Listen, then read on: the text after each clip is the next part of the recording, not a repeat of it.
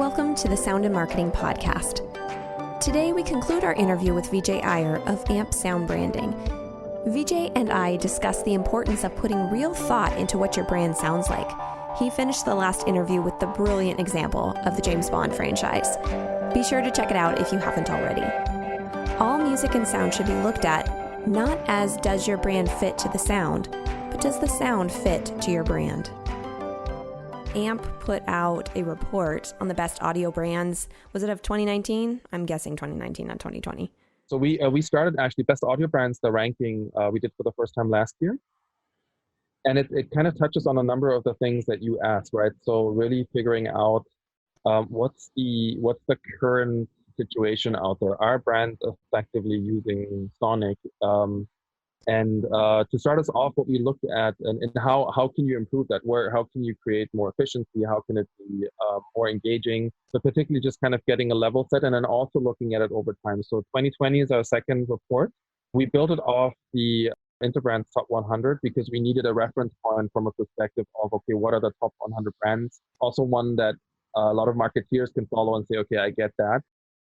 And then kind of taking those brands and flipping them over in context of, okay, so how do these brands perform when it comes to the efficiency of their Sonic, the engagement levels, recognition, and then also to a certain extent, if you think about it from a perspective of investment, what is kind of the return on investment to a certain extent? How much stock music are they using versus maybe composed music or their own music where you can hear the brand? So all things that I think the modern marketeer looked at and says, okay, in other parts of the business looked at and says, okay, I really want to know how my brand fares.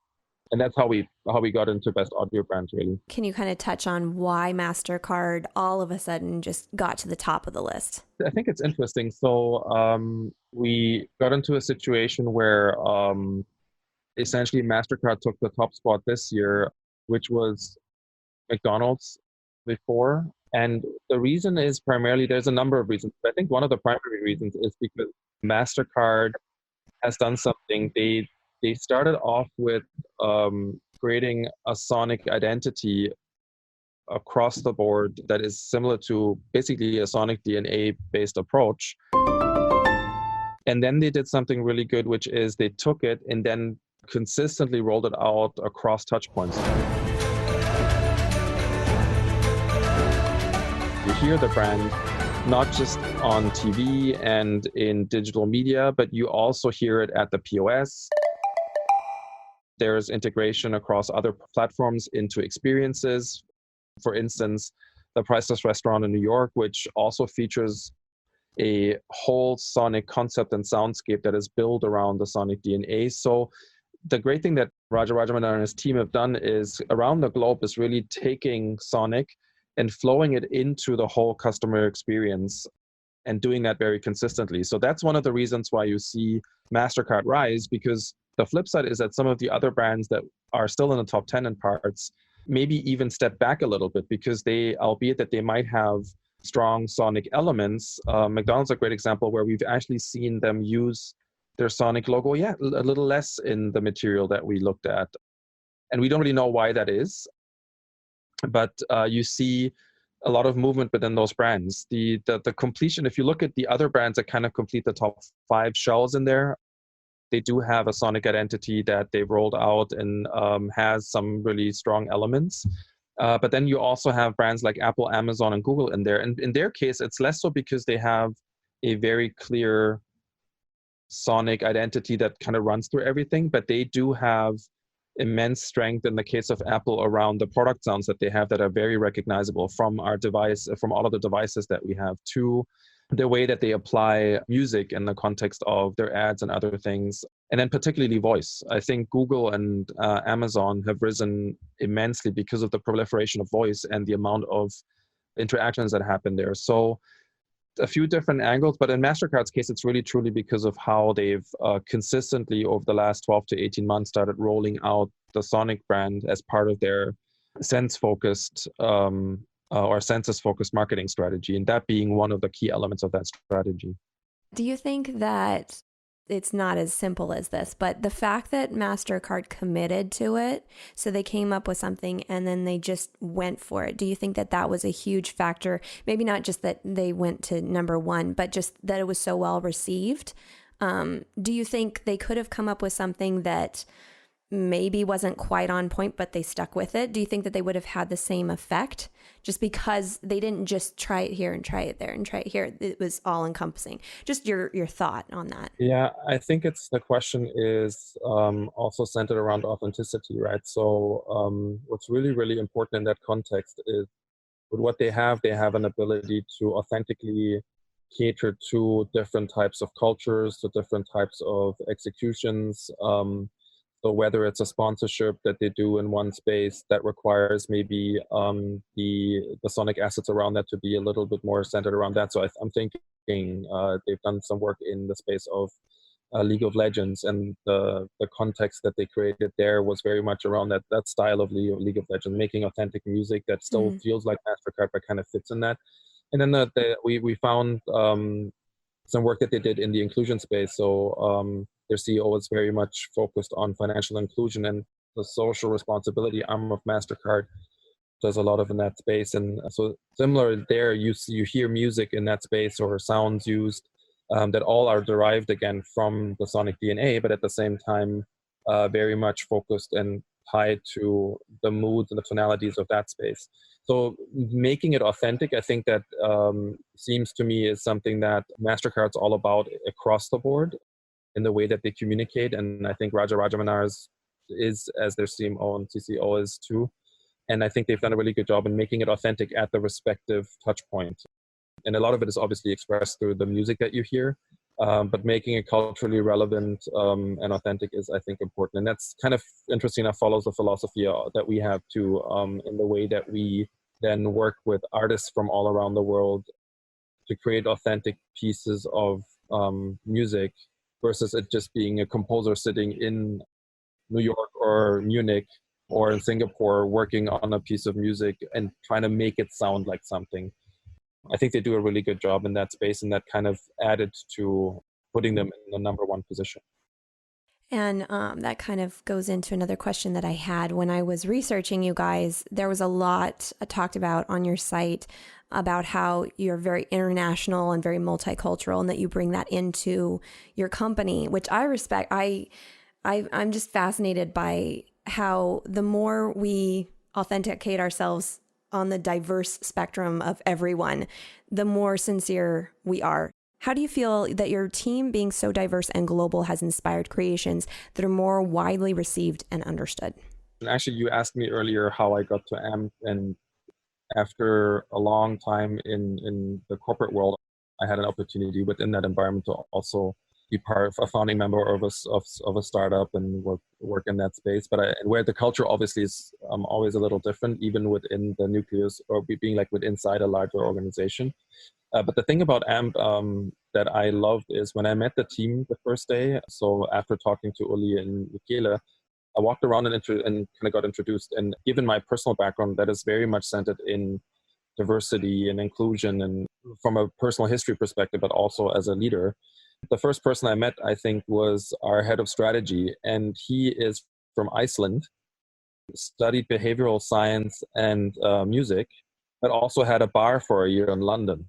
The next person I meet is from Poland, and she is an electro soul musician that travels on the weekends and plays concerts while she also is on our creative and composing and production team. The next person is from the Middle East. So it's kind of, and everybody brings their own perspective. All of us love music and sound, but as for any team, and I think that's true for many companies, but truly, if you bring that diversity to the table and also have, and this is great about the culture at AMP, a very open approach to it, so where people can bring ideas to the table and where it's an inclusive way of collaborating and natural interest in each other, can we create sonic and great music. So it's helped us immensely because a lot of the clients that we work for are international. And a lot of the marketing departments that you talk to deal with this issue of, okay, I'm the central marketing person. And I've been in those shoes myself in Europe and in other positions where it's like, okay, I'm here centrally. And now I'm trying to explain to somebody in Spain or in Canada or in India or in China how they should be doing something. No, that's not my job. My job is to give them the tools that they can recreate authentic experiences, but at the same time, stay true to their brand. And I think that's the philosophy that we have inside that is represented. I think if I'm not mistaken, we speak 10 or 12 different languages, 15 different countries. Coincidentally, I think even though the company is in Munich, there's only 1 or 2 German people in the company. The rest is really a spread within the team. The diversity rate also from a perspective of female leaders that we have on the team is very high. So it's diversity from a gender perspective, it's diversity from a cultural and impact perspective. And that goes for as we've grown the team into other regions of the world, it's really, really helped us. And those different musical backgrounds are also immensely helpful because it just gives you a better understanding of what works in which markets and how people feel. And yes, we research as well, but having this initial conversation with all of that diversity at the table is immensely helpful in guiding and helping and supporting our clients. I feel like it just kind of like opens up the world. I wrote an article based on an interview I did with Dr. Joan Palmater-Bajorek of Women in Voice. And yeah. I talked about it like the world is a spider web. You know, we're all telling different stories. We're all a different part of the web. You can't just look at one section of a spider web to see what it is. You have to look at every different perspective to get the full story. And I love seeing things like that, where everybody is represented, everybody has a voice, because we're all just as important. I am female, but I'm not saying that females need to be ruling the world.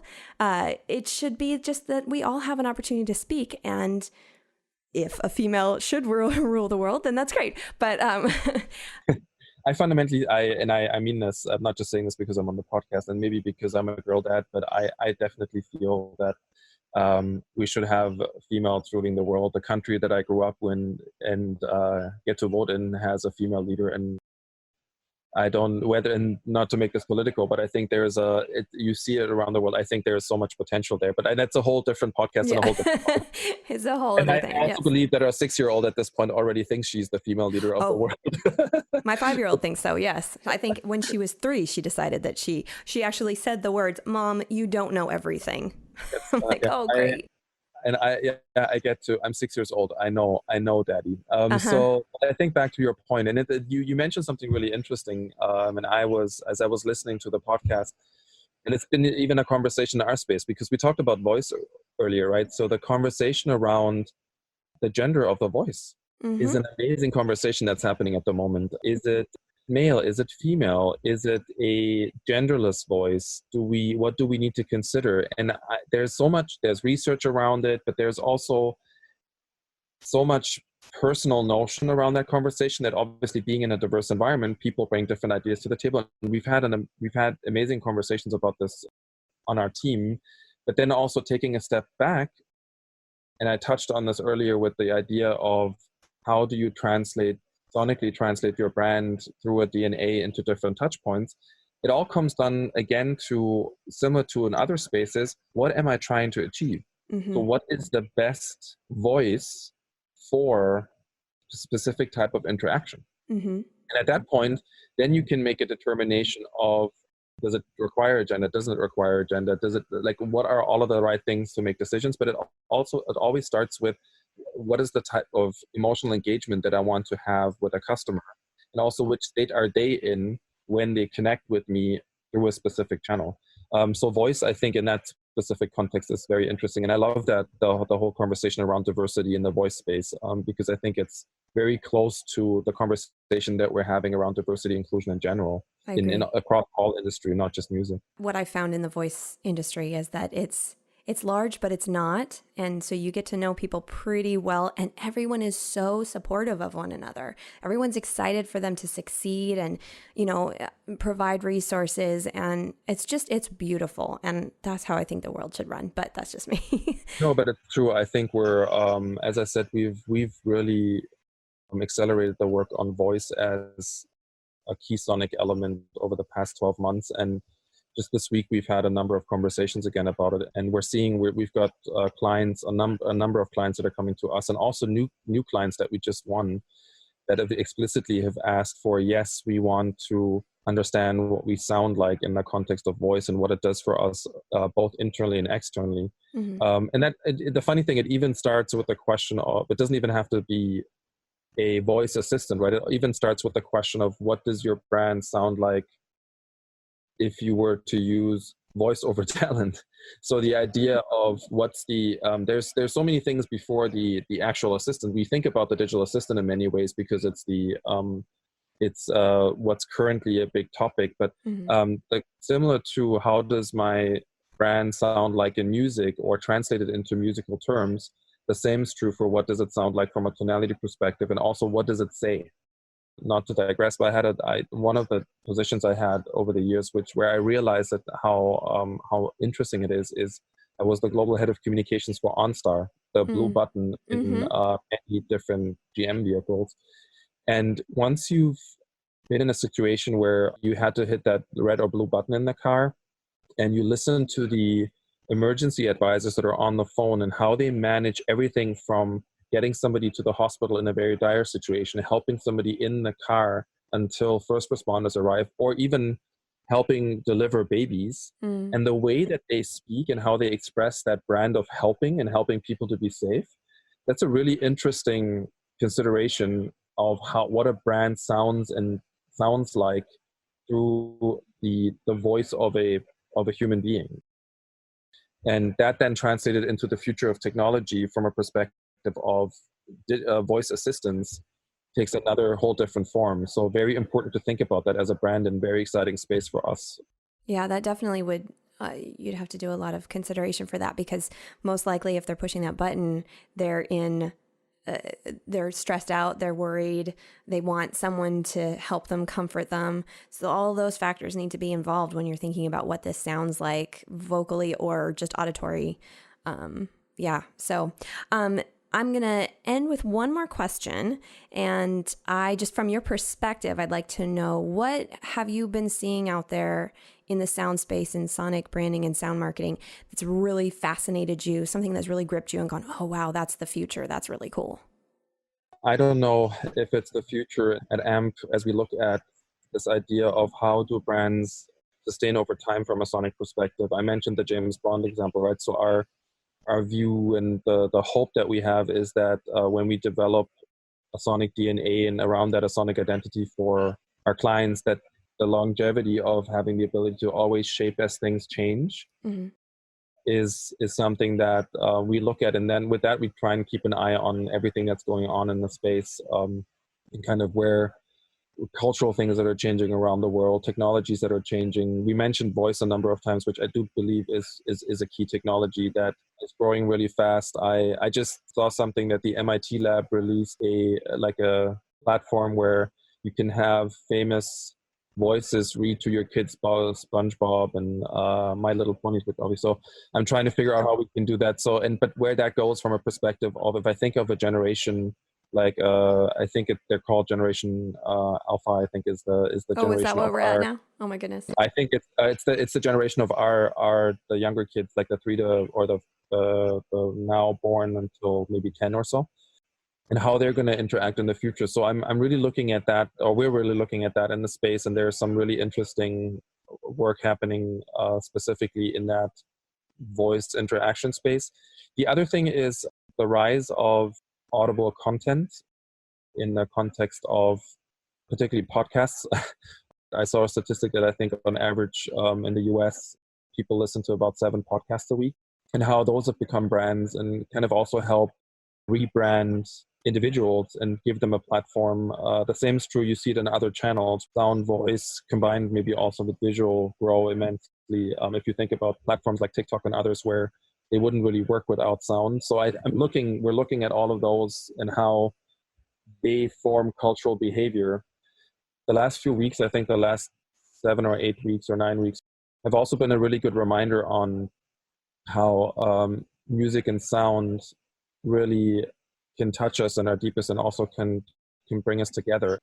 While there's an impact there from an advertising perspective, because we see a lot of brands out there that are kind of actively advertising in the context of COVID, and they all feel very similar. There's a great video out there that kind of talks about that. And they also feel very similar from a music perspective. You do see some brands that have unique sonic identities like MasterCard, where they're very much in that cultural moment, but at the same time, you can still recognize the brand. So I think as we go through this in the future and think about how we as marketeers use sonic as a mean of differentiation, this has been a good training ground, I think, in the context of what that means for marketing or branding.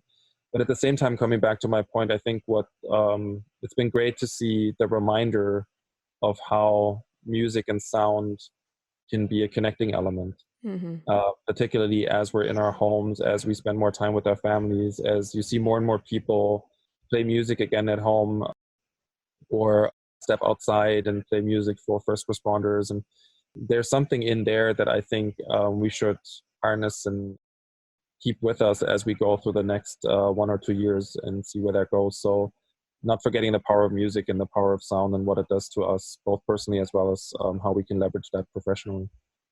Absolutely. 100% agree with you.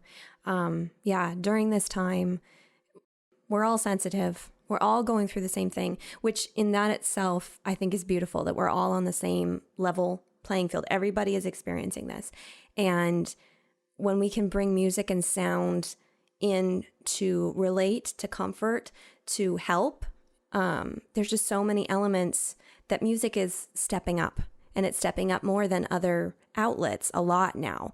And so I think that with the mass population realizing that more and more, I think that sound and voice will have a bigger opportunity to step up in marketing and advertising and all that, because just this is validating it, that it is important, that it is making a difference. And like you said, there's something in this. We need to discover it. We need to unwrap it more to just tell our story that much stronger. You hit it right there, storytelling. I think we always talk about storytelling in that how brands want to be storytellers. Music has, and sound in long form and short form, has such an immense power to be a core element of storytelling that even goes beyond the visual. And I think that's what we see. That's kind of another, as you perfectly put it, it's exactly what we see happening in the world today. So that's where I think a lot of the potential lies for brands to look at this and say, okay, how can we integrate that into our storytelling in an engaging and in a relevant and authentic manner? And storytelling, that's a whole other episode as well. So we'll leave it at that. But Vijay, thank you so much for your time and your insight. And it's just always nice to meet a new person. So I'm glad that we were able to connect. Thank you, Jeanna, so much for having us, and really happy that we got the chance to, and I got the chance to talk to you. And also, same here. This is a great moment to meet a new person and build a new connection. Exactly. Well, thank you again, and you have a great day. Sound creates a universal identity that breaks down barriers and interprets our human culture and societies as a whole. Culture affects technology, that affects industries, that affects world economies. It's all important, it all matters, and it all must be considered. Big thought to leave you with, but there you are. For more of the Sound and Marketing Podcast, don't forget to follow, subscribe, rate, and share. You can find us on iTunes, Spotify, Google Play, iHeartRadio, Pandora, and Stitcher. For inquiries on producing and developing your own podcast, or for inquiries on sonic branding and sonic branding consultation availabilities, you can find me at Dreamr Productions. That's DREAMR Productions.com, LinkedIn, and Facebook. You can also email me at Jeanna, Jeanna, at dreamrproductions.com. All links will be provided in the show notes. This episode was produced by Dreamr Productions and hosted, written, and edited by me, Jeanna Isham. We all make sounds. Let's make them on purpose. Let's make this world of sound more intriguing, more unique, and more on brand.